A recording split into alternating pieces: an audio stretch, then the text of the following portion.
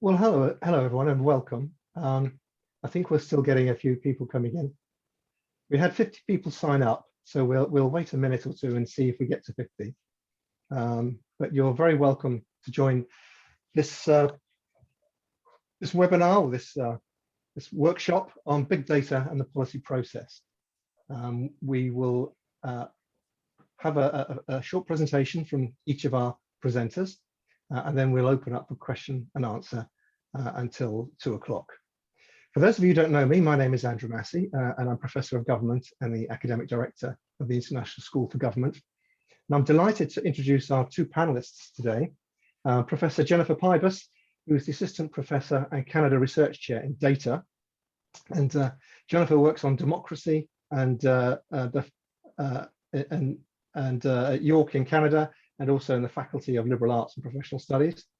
She is, without doubt, a globally recognized scholar whose interdisciplinary research intersects digital and algorithmic cultures and explores the capture and processing of personal data. Her work focuses on the political economy of social media platforms, display ad economies, and the rise of third parties embedded in the mobile ecosystem, which are facilitating algorithmic profiling, monetization, polarization, and bias. In short, she's a very intelligent person who's doing some extraordinary work on the edges of knowledge and exploring how data is gathered, how it is used, and how it feeds into politics and public policy. Our other panelist is Professor Jason Reifler. He's Professor of Political Science at the University of Exeter, and he studies political behavior, with most of his time devoted to studying public opinion about foreign policy, correcting factual misperceptions held by citizens, and voting behavior. Much of his work is quantitative, and it intersects with Jennifer's in quite a few ways in terms of the analysis of data and understanding the way in which data is collected in its various ways and interpreted. And to a certain extent, I think it's fair to say a bit of fact checking. If you want to see if a politician is exaggerating or missing some facts, the data work that Jason does often interacts with the fact checkers in the media, and I always believe him and don't always believe them. He got his PhD from Duke University, and prior to grad school, he spent 4 years in Washington, DC, working as an analyst at a polling firm. And I have to say, on President Trump's 100 days, I attended and part chaired a meeting where Jason and some colleagues from Washington explored the impact of former President Trump's first 100 days, and it was one of the most interesting meetings I think I've attended in a long time. So what I'm going to do now is ask first Jennifer and then Jason to present, and alongside me on the panel that you see my colleague Dr. Daniela Serban, who's a member of the ISFG, and when we get to the Q&A, Daniela is going to field some of the questions as well if I miss them or I don't frankly understand them. So with that, I'm going to hand over to Jennifer. Jennifer, welcome. Thank you, and thank you so much for having me here today. I'm really excited when I was asked to come and present my module. So I would just wanted to kind of go through, explain what it is that I'm doing, and hopefully what maybe you're interested in taking if you choose to take this. Is called iData, the markets and politics of personalization. So this really comes out of the research that I've been doing over the past 5 years on a process that I would call datafication. So in other words, thinking about the ways in which elements of our everyday life are increasingly being turned into actionable data points that can be used for business, that can be used for politics, that can be used in a whole number of different ways. And I think that, I think these are questions that a lot of people are having right now in trying to kind of think through, what does it mean when so many aspects of our lives are being quantified by large platforms and being monetized and put to work in different kinds of ways.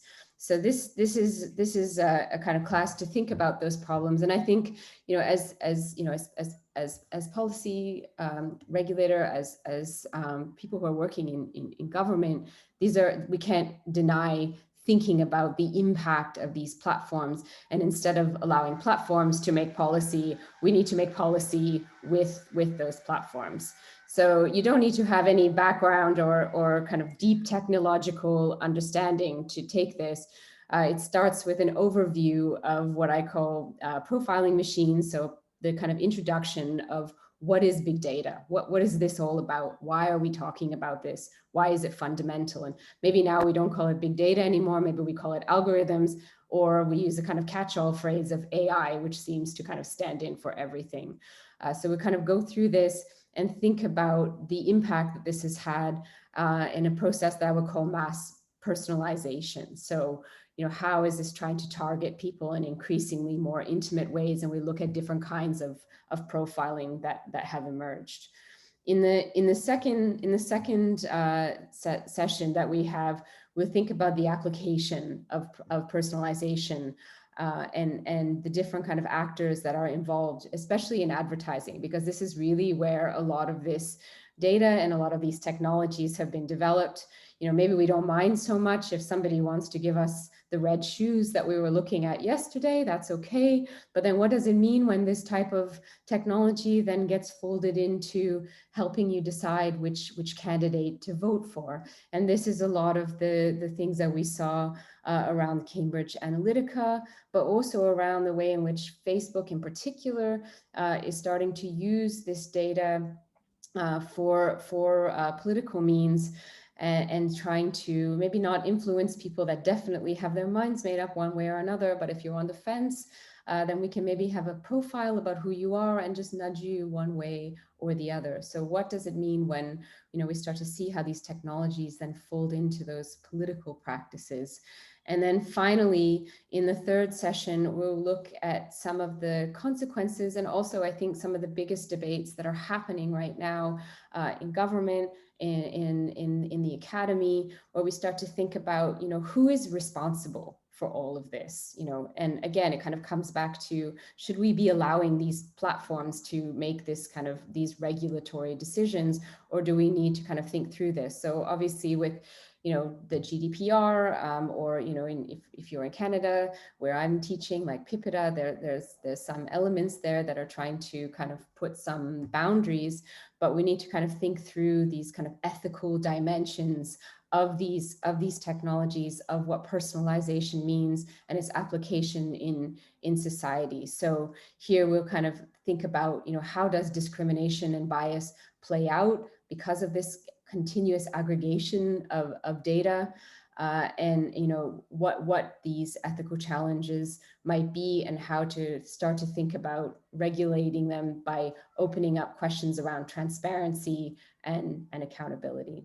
So that's a lot of the research that I'm doing. It's also packaged into this module, and if you have any questions, I will be really excited to take them. So thank you. Thank you very much, Jennifer. And we'll come back with some questions. And please do go. Take a punt at some policy issues and crystal ball reading, which is always fun. But obviously, given that you're being recorded, you won't want to read too much into a crystal ball. But how it's going to develop in future years. Let's hand over for 10 or 15 minutes now to Jason, who will present some of his work. And I'm hoping there's an intersection there so that we don't have two completely different topics, but it doesn't matter if there isn't. Jason. Well, thanks very much for having me. It's a real pleasure to get to talk to you all. And I think that there is some overlap between what Dr. Pybus has said and what I'll say, although I think also some interesting divergence as well. So as somebody who's done a lot of quantitative research around things that involve data or tech platforms in some capacity, sometimes tangentially, sometimes directly, I want to talk about sort of a few sort of things that I've learned over the years that I think that are really helpful and important to keep in mind when thinking about policy consequences or when trying to think about what policy responses are. So first and foremost is that when we're looking at datafication algorithms, that it's really, really hard to be able to estimate or unpack what the causal effects of data or algorithms are.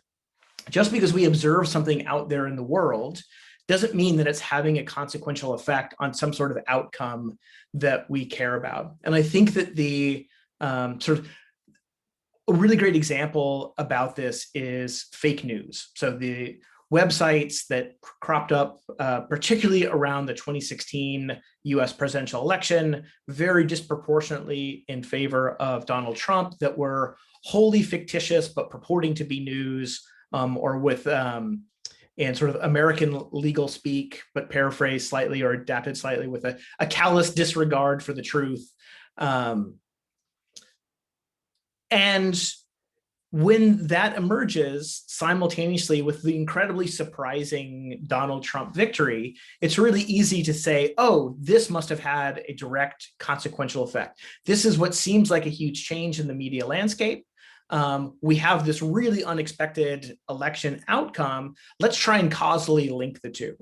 And it just so happened that I happened to be in the field with a project with my longtime co-authors, Brendan Nyhan from Dartmouth and Andy Guess from Princeton, in which we were actually had a study in the field trying to look at the effect of fact checking.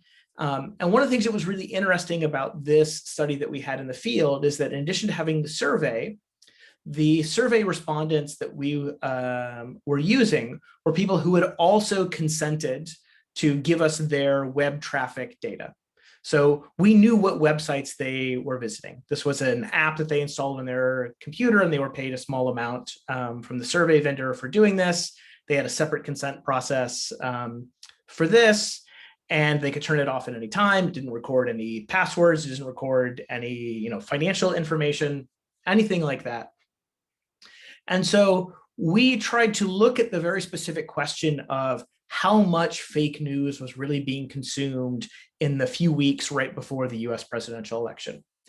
And we came up with a couple of different answers, and with a lot of things with data and big data and thinking about the consequential effects, that exactly how you measure something has an impact on what your conclusions are. So we looked at two separate ways of measuring whether people had consumed fake news. One was just a simple binary measure. Had you ever visited a fake news website? Also, it turns out defining fake news is really, really hard. And so we used existing definitions that other people had come up with. As we were trying to get this published, at least one reviewer suggested that we code the entire internet against objective measures of truth. And we, in our response memo, politely said that would be impossible. But if we looked at the percentage of fake news as the total amount of content that they were consuming, the amount of fake news that's being consumed is a lot less than just a binary measure of had you ever visited any fake news website. If I had been in our data, I would have been coded as visiting a pro-Trump fake news website. That's because I have a relative on Facebook, as many of us do, who likes to post a lot of things that I would say are a little bit on the extreme side and things that I don't agree with politically. And so every now and then I click into his content to decide if it's something I want to argue with him on Facebook about or not. So I think some people are getting into that way. But when we restricted, when we looked at just the percentage, and when we used the survey data that we had to see who's actually visiting these websites, it turns out that consumption is really, really heavily concentrated among people who already had the most conservative media diets to begin with.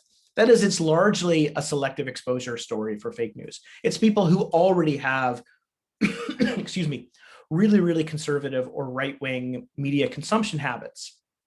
And then when we tried to look at the extent to which these outcomes or the consumption of fake news is associated with other outcomes, such as which candidate somebody would have supported or whether or not they turned out to vote, that once we took into account these sort of the self-selection aspect, the selective exposure element, though we actually don't see a real additional effect for consuming of fake news. It's a really niche, concentrated product, which doesn't mean that misinformation isn't a problem. Rather, our takeaway is that when we want to think about misinformation, that we really need to focus on the main source of the problem.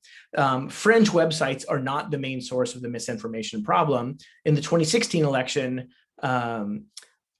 elite politicians, particularly Donald Trump himself, was, when he would say a incorrect statement, of which he made many during the 2016 campaign, that would reach far more people than any of these other websites would be. So when we want to think about trying to understand how policy is related to data, we really need to have precise ways of defining what we think a causal pathway is, whether something is having an effect, and really trying to focus and concentrate on the outcomes that we think are being moved. Now, one of the things that makes this really hard is that,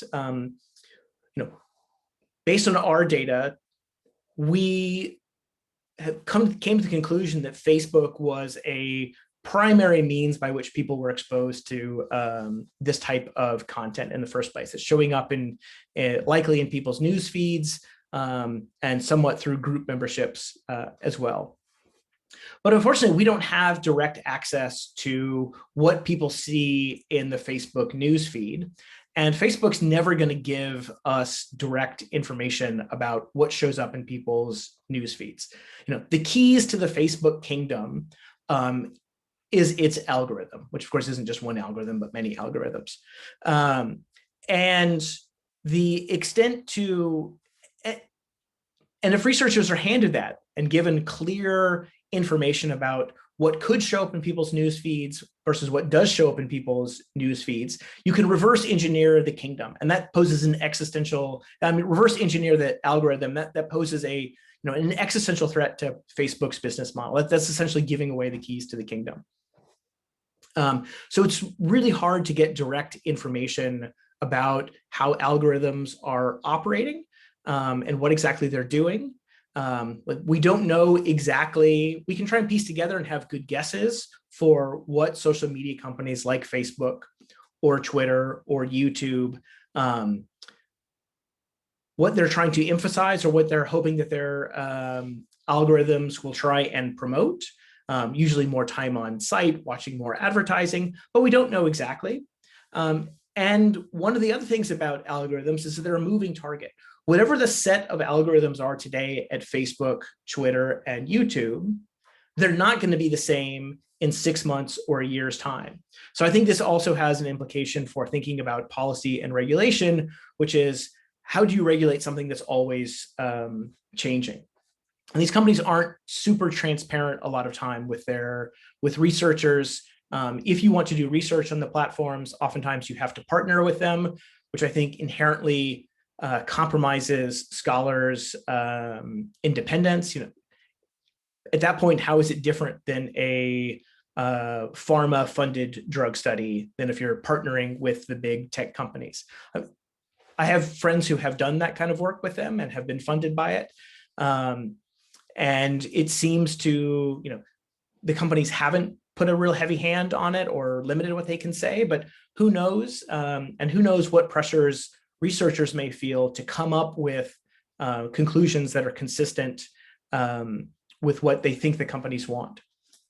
And then when we also are trying to think about the effects that data and algorithms might have, it's really important that we have precise definitions of what we think is going on. So a really, really common story that's been really sort of widely popularized over the last few years is that YouTube is a radicalizing force. That once you start watching videos, that whatever the topic, whether it's about politics or anything, that you get ever more extreme videos that YouTube pushes you in through its recommendation algorithm. And so YouTube ends up really radicalizing people.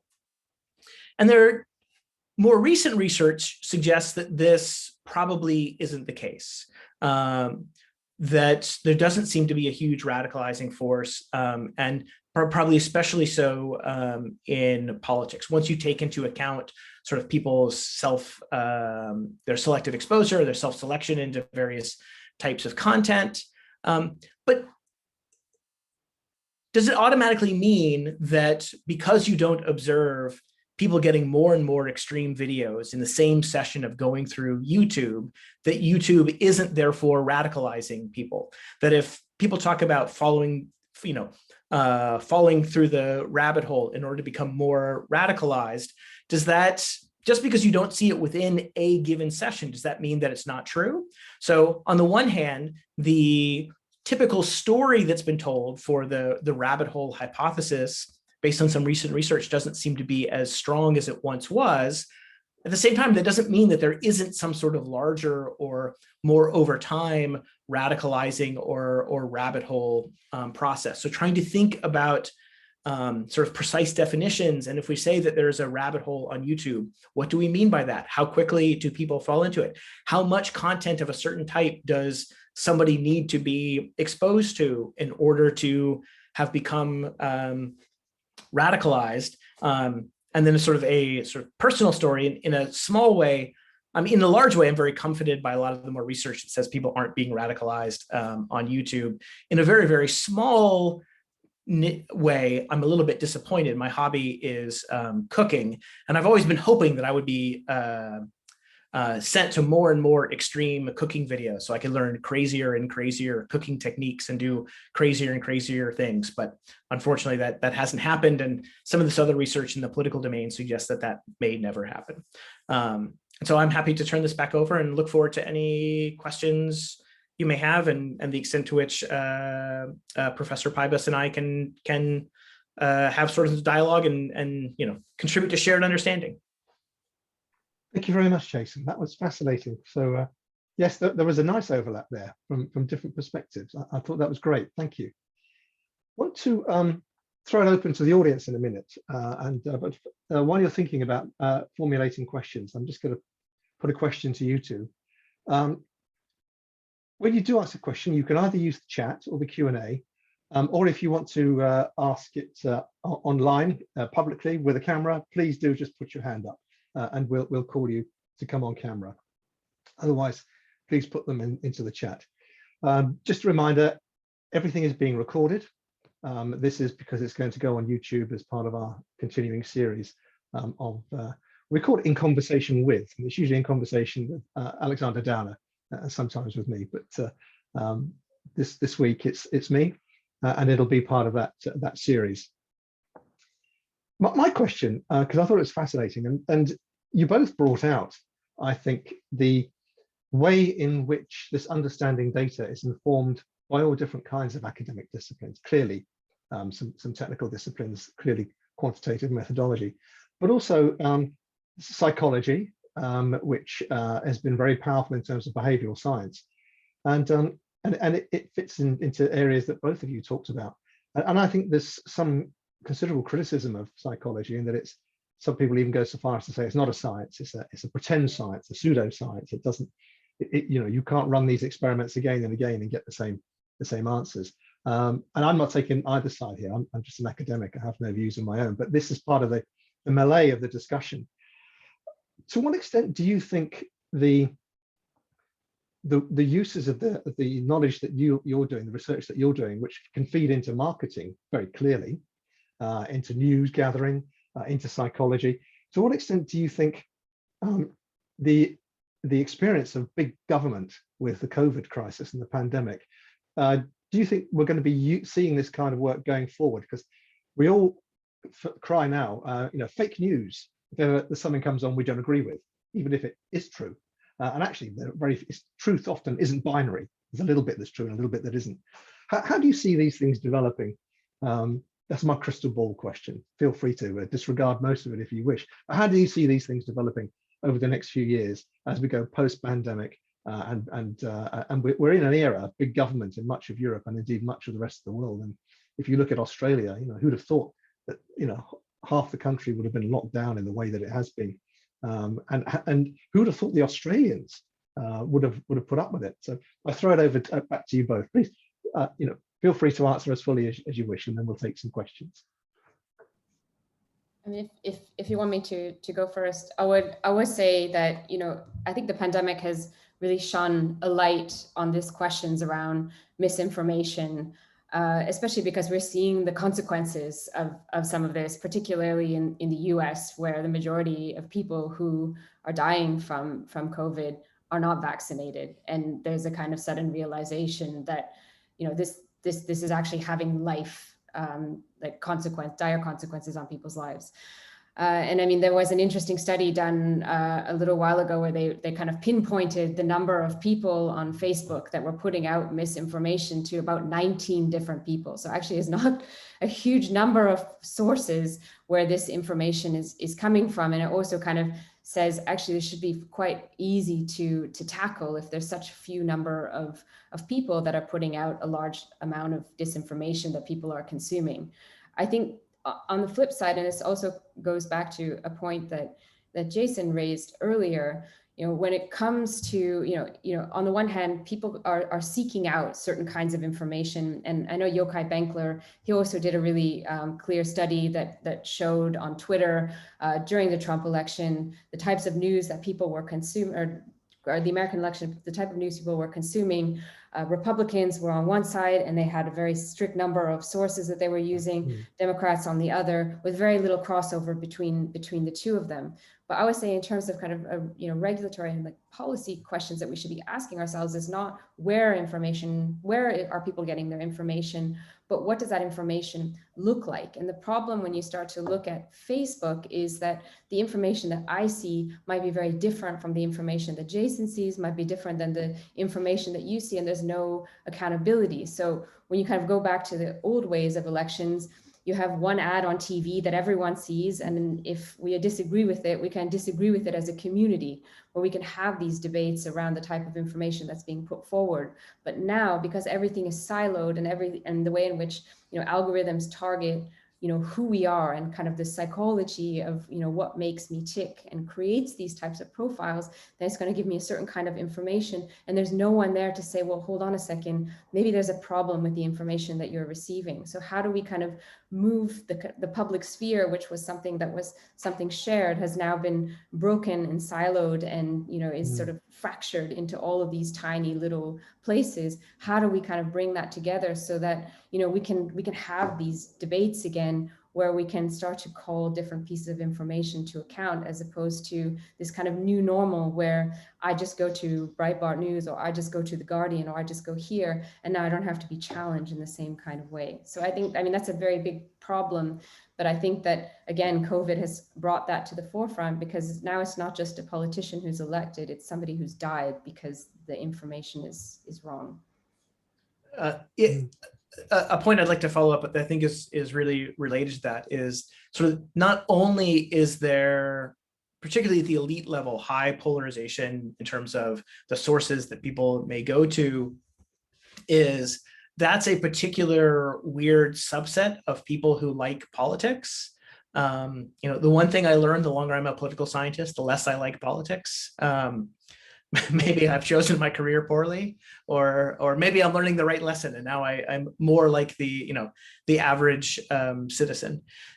But I think that the consequence of this is that not only are there sort of really polarized or potentially divergent communities that are maybe having very different news feeds or have different aspects of news that are coming into their feed or what's coming across them in daily life. I think that the associated problem that we probably don't talk enough about is the amount that people tune out from news and information completely. And so that they're not getting really any, there's shockingly little political information. And so that means that any one little piece that can break through might be a little bit stickier, might have more of an influence. It maybe means that there's sort of less, common ground for people to work from. And, I think a real strong sort of encapsulation of this problem was one of Facebook's primary policy responses to the fake news or misinformation crisis, which is they sort of decided, well, if most of this is about politics, then let's just downweight all political content from people's feeds. If it's about politics, our classifiers and our algorithms are sophisticated enough that we can identify when something is about politics or not about politics. And we're just going to make all political content less likely to show up in people's feeds, which means not only did people have a low amount of information before, it means now it might be even worse. And so again, when we're thinking about sort of the policy responses, if we want to, it's not just that we want to reduce misinformation, it's that I think that we want to increase the access to accurate information, which I think is exactly the point that Jennifer was making. But with sort of unseen is that we have this large group of people that in fact don't consume a lot of news, don't want to consume a lot of news. And as I said, I increasingly dislike politics, and even I don't want to. And if the professional political scientist who studies, fact checking and factual accuracy of people's beliefs doesn't want to pay attention to politics, like imagine the person who, is working a full-time job, has to come home, help with the kids, has money problems, has problems at work, and everything, all the various stressors of modern life. Like, where are they going to find time to sit down and read the Guardian or the Times or the Telegraph or the New York Times for 60 to 90 minutes a day, and to dispassionately check all of the claims that politicians make? It's just, they can't do it. It's really asking a lot of people.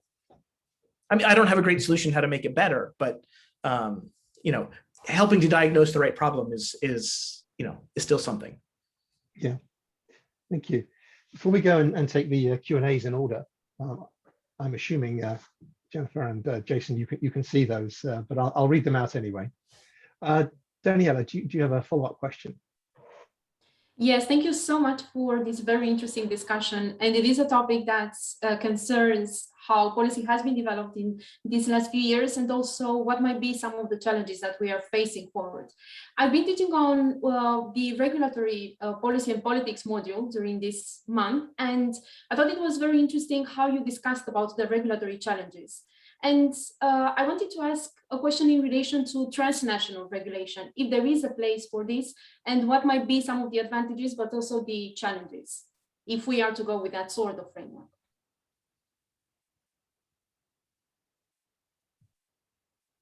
I mean, I think in terms of regulatory challenges, I mean, there are so many, I don't know where to start.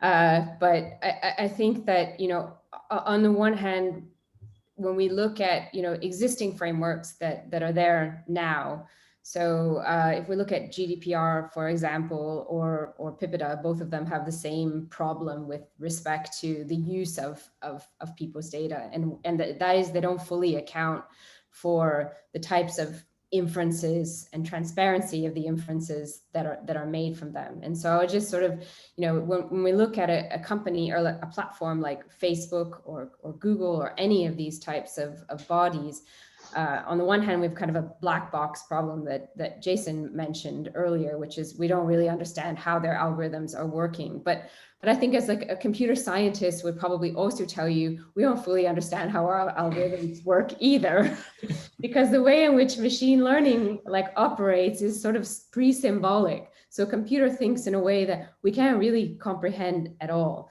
So, as someone then looking at something that is really opaque, then what can we actually understand? So we can understand the inputs of this information. So what is actually going to be used that feeds into this algorithm, and we can understand the outputs of this decision or of the algorithm. So what is actually inferred and comes out the other end of that. And then we can test to see, what are the impacts that these outputs are having on people's lives. And I think that this is a place where a lot of people are starting, which is, how do we think about questions around responsibility when it comes to these, the impact that these platforms are having on people's lives? Like, is this just a Facebook problem, or is this actually a government problem? Because my citizens are being negatively impacted by decisions that these algorithms are having on their lives. And then how do we actually shine a light on this so that we can see, okay, this is the data that they're using, because as somebody, you know, if you're using my data, I want to have an understanding of this, but then we also need to understand, you know, what gets inferred from this. So we have, you know, things that are protected that can't be used, but then we also have proxies that come about. So, you know, what can be inferred from my postal code and, you know, my location. Maybe we know that this puts me in this kind of category. So even though you don't necessarily know what my socioeconomic status is, you can kind of infer it based on where I live. So these kind of proxies. So I think, you know, in terms of some of the challenges that we're facing, or at least places to start, we need to start to ask these questions around how are people being impacted by these inferences, and being able to have a seat at the table when these are starting to affect citizens. And I think that, you know, I think traditionally we've kind of let platforms do what they want to do. I was on BBC Newsnight 5 years ago saying Facebook needs to be regulated. People thought I was insane. But I mean, I think that it's too much power for these companies to have, and the influence they're having on people's lives, to say, it's okay, you just sort this out yourself and we'll trust you. And I think traditionally, you know, that's been the case, but certainly in recent conversations that have been happening over the past few years, where people realize, actually, we need to be at the table. I think this is going to change. But I think opening up and trying to introduce new ways of introducing transparency and accountability to these platforms is definitely a place to start. To follow up on that, I think that one sort of additional aspect is, so not when it comes to regulation, is that I think a lot of times the threat of regulation, the threat of impending legislation or regulation, many times may be more effective than actual legislation itself. So whenever it could happen, and companies still don't know what it is they're responding to, that might be more effective in changing behavior than, once a regulation is in place, then companies can figure out a way to try and get around it, or be in technical but not substantive compliance, or change what they're doing in just enough of a way. And then, I mean, the other thing that I take, I guess, some small comfort in, and I think this not only responds to the points that Jennifer just made, but also a little bit to Andrew's question from before, is that, you know, I'm not always sure that companies, you know, with all of this data, I'm not always sure that they're using it well, or that they necessarily know what they're doing. So when it's just about platform behavior, and if you're trying to optimize whatever it is you're trying to optimize, time on engagement, time on site, whatever it is, I believe that those things work. But when people start trying to sort of use data or big data to then make to off-platform behavior, I think that transition is really, really hard, and doesn't always make sense. I know this is a really outdated example, but when big data was first coming into vogue, and I can't remember if this was the 2000 or 2004 election, I think the 2004 election, and the Republicans were very, very proud of all of the big data that they had amassed on all of these people. And you know, they said, look, we even know that, you know, that what kind of fried chicken you eat determines who you're going to vote for, because areas that have a Chick-fil-A are much more likely to vote for, the Republican candidate, and areas with a Church's fried chicken were much more likely to vote for the Democratic candidate. Well, if you happen to be from the American South, like I am, that actually they really didn't discover anything new. There's no magical causal effect of what type of chicken you like. It's rather, those are very different chains, and Chick-fil-A is disproportionately in suburban, affluent white neighborhoods in the South, sort of like all of the things that make something more likely to be Republican voting, particularly then. And churches tended to be in African-American communities. I mean, basically they discovered something that any, you know, first-year undergraduate or, you know, high school student could have told them, that actually turns out race is a really dividing line in American politics, and a lot of American politics really revolves around race. So, you know, companies are, you know, I'm sure that they're more sophisticated now. But again, if they don't understand the algorithms, they don't really know, it's hard to optimize, you know, it's really hard to optimize around off-platform behaviors because you can't really observe them very clearly. And people are also just really, really bad at developing causal models. So if you're trying to understand how, some variable X affects some outcome Y, people always like to impart causal explanations when they see things, when in fact, a lot of times they may not be causal at all. It might be, the causation might be the other way, or they just may be associated. They may be some third variable. It's that causes both, and those are really, really difficult to tease out what the causal effects are. And now I'm kind of rambling and meandering. Thank you. Yes, I wonder what the American pollsters would make of the Waitrose versus Tesco's debate. That would be interesting too. Thank you for Sainsbury's. That's what I make of that debate. Let's go to some of the Q&As, and we'll go in the order that they've appeared on my screen. So the first one is an anonymous question, and some of these you've partly answered, but these sort of pin down some of the answers you've given, and I know you can see them, but I'll read them out for the record anyway. So an anonymous attendee says, what role does big data play in the global relationship between security and technology, particularly now that technology is becoming closer to security in terms of being related to global power between nations? And I guess we could also look at some internal security as well when you look at the growth of CCTV and facial recognition in many countries. So Jennifer, do you want to go first on that one? I mean, this is not fully my area, so I may sidestep it slightly, but I think that, I mean, certainly some of the debates in relationship to security that have come about on the ethical side of this have spun around. One, what does it mean when we can link data across a whole number of different infrastructures?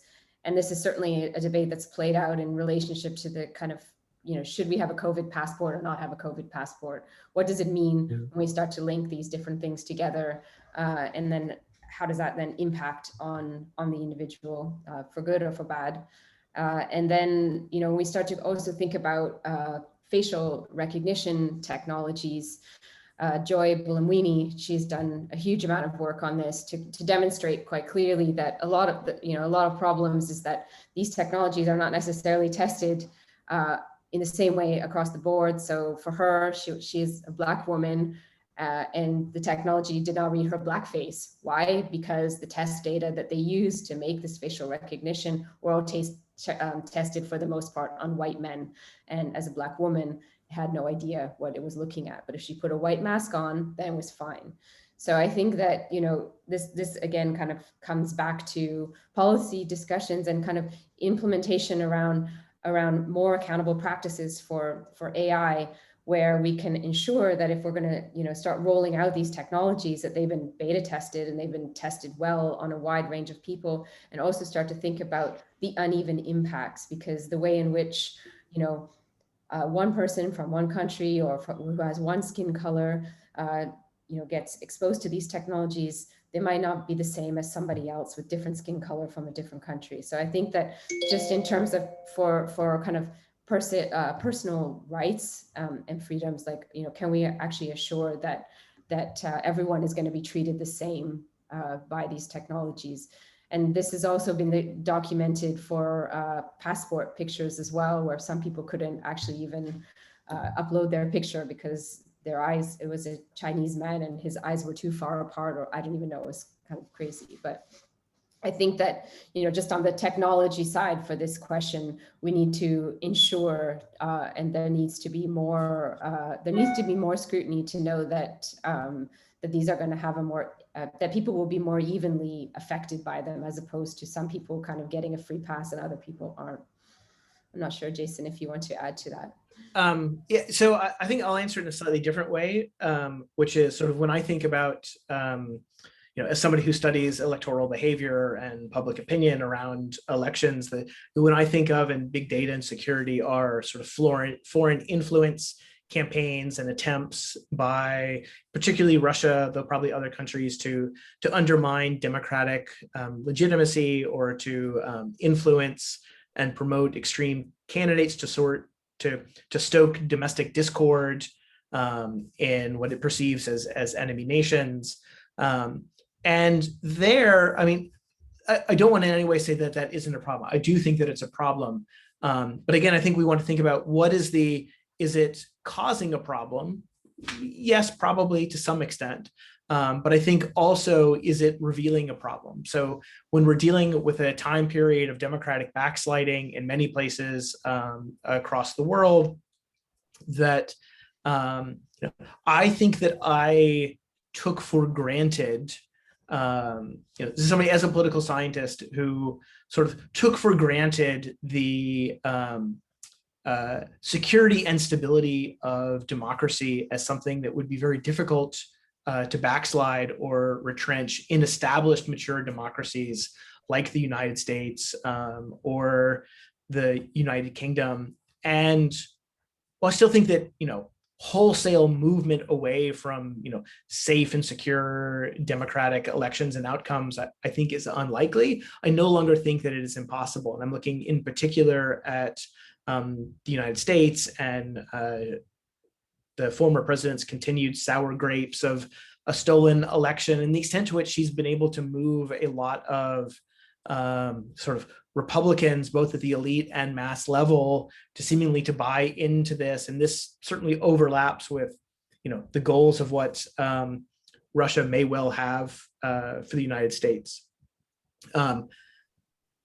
And so to that extent, I think it's really worrisome. But there are large segments of the population that are not really committed to democracy, that are not committed to, under the right set of circumstances would be like, well, democracy is not super important, or we can live without it, or it's a sacrifice we might have to make. And that I find really, really worrying. And, that's a problem beyond sort of, what if we tinkered with how we regulate Facebook and YouTube, can we solve that problem?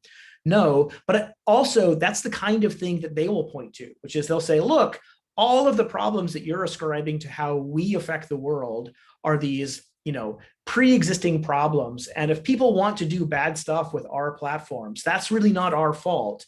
We just give people a platform to use how they want. And, if people turn out to be horrible anti-democratic racists and they don't break our terms of service, who are we to kick them off of our platforms?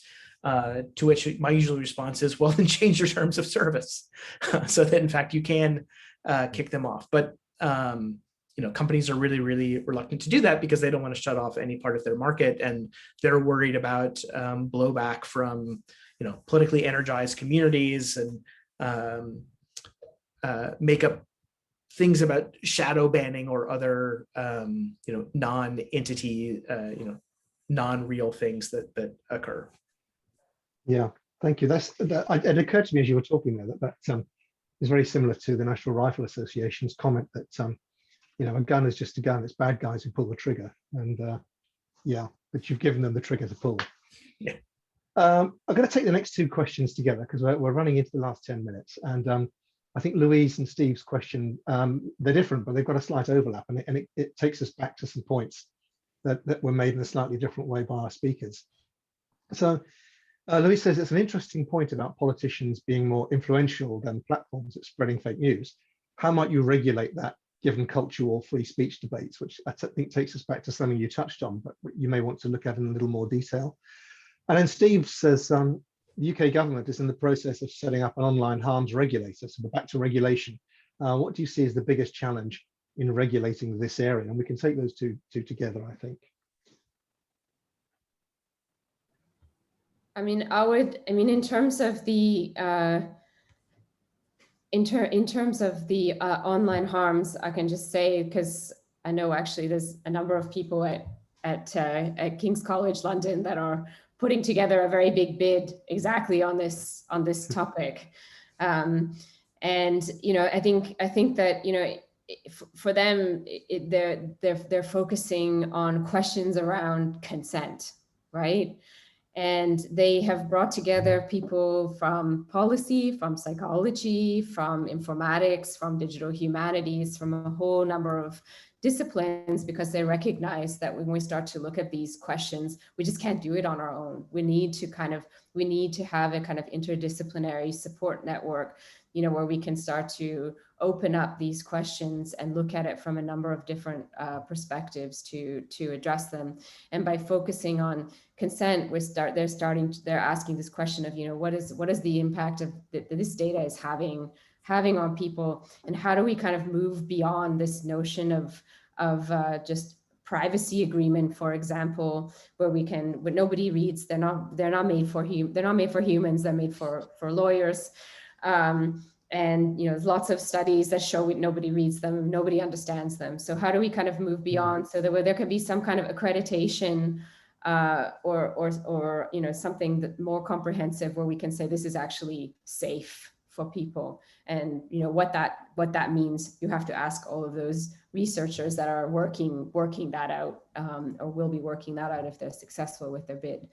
But I think that this is kind of the direction that we need to be moving in. One, kind of working across disciplines to start to address these questions, because where we can, and this is certainly the research that I've been doing for the last 5 years, where we've opened up the mobile ecosystem to say, oh, wow, inside actually 90% of our apps are Facebook and Google, and they have these agreements with developers that they can take data from any app that I'm using and share it with them, because the terms and conditions that are regulated for this particular app actually are the same terms and conditions for them. So if the app can take my location, if Facebook is inside the app, they can also take my location.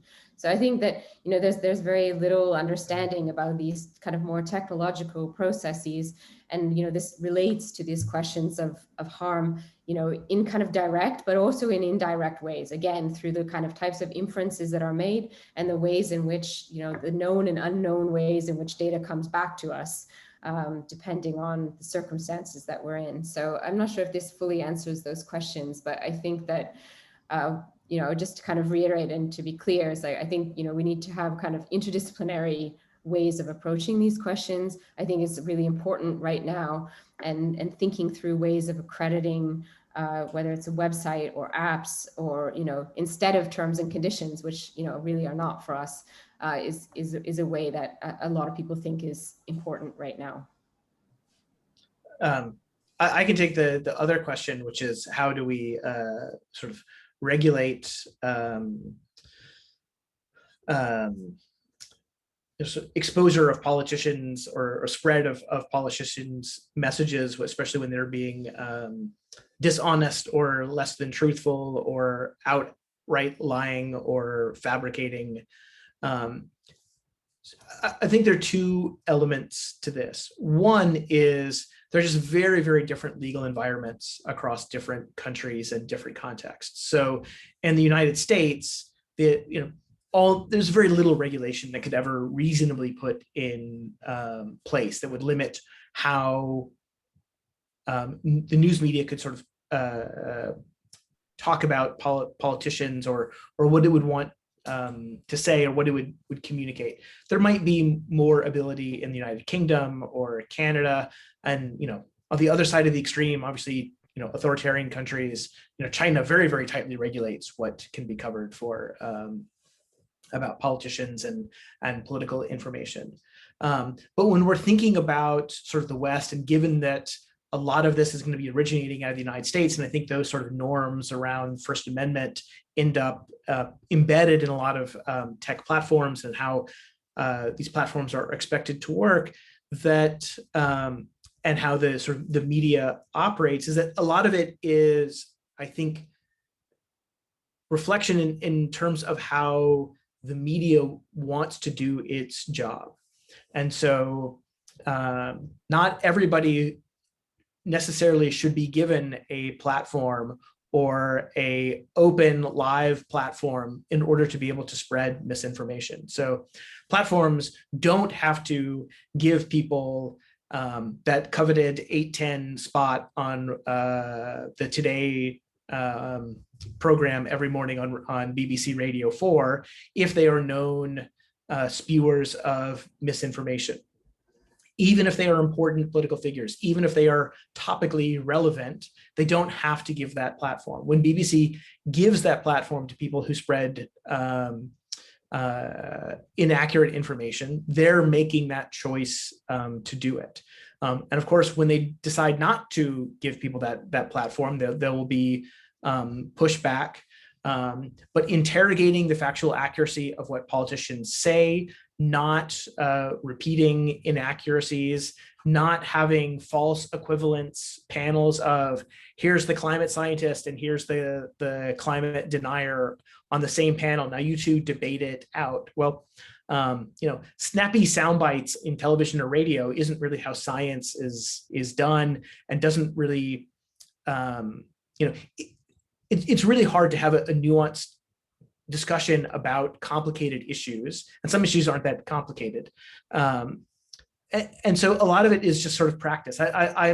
I'm doubtful on the ability of regulation alone to solve the misinformation problem. Really, this is a sort of broader changing of sort of standards and practices within sort of the broader media industry. But I think just as importantly, it's a change in standards and practices for how we approach political life. That is, there are times when we know that our side is saying something that is maybe stretches the truth, or is just, maybe it's just inside the line, or there may be times where we're willing to look past the foibles of our preferred candidate because they're our preferred candidate.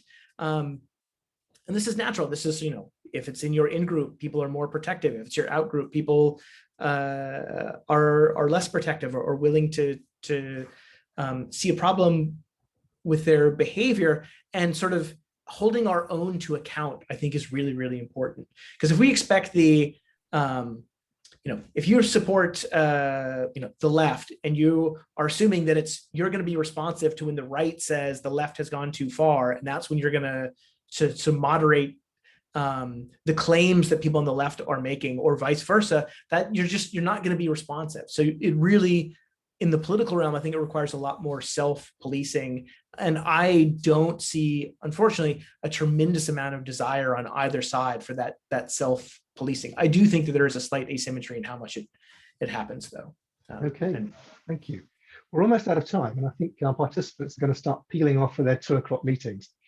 So if I could ask you both in 30 seconds to answer Fatima's Socratic question: how would you define transparency, and how can big data companies achieve transparency? Oh boy, 30 seconds. Okay. I would say that, transparency is not necessarily around the algorithmic processing, but around what is going into the algorithm and what is coming out of the algorithm. Because actually there's more agency and control around the types of data that is used that is tested, and then to train this algorithm, and then what it actually learns about us. So I think that if we're going to focus this debate, especially right now where we're having these discussions around AI, this is what I would kind of focus on for transparency of what are the inputs, what is, and what are the outputs, and then the corporation can keep its special sauce and proprietary and all of those things, to itself. But as citizens impacted, these are what we should be allowed to have a greater understanding of. Yeah, Jason. That is remarkably similar to what I was going to say. So I will let those excellent comments speak for both of us. Okay, thank you very much. And we're bang on 2 o'clock. I'd like to thank all the participants. I know some have peeled off because you have 2 o'clock meetings, but thank you very much for attending. It's great to have an interested audience. Biggest thanks, of course, to our panel. They were really interesting presentations and really in-depth answers. So Jason and Jennifer, thank you so much. And with that, we'll let you go back. Thank you. Bye-bye, everyone. All right. Thank you all very much. Bye.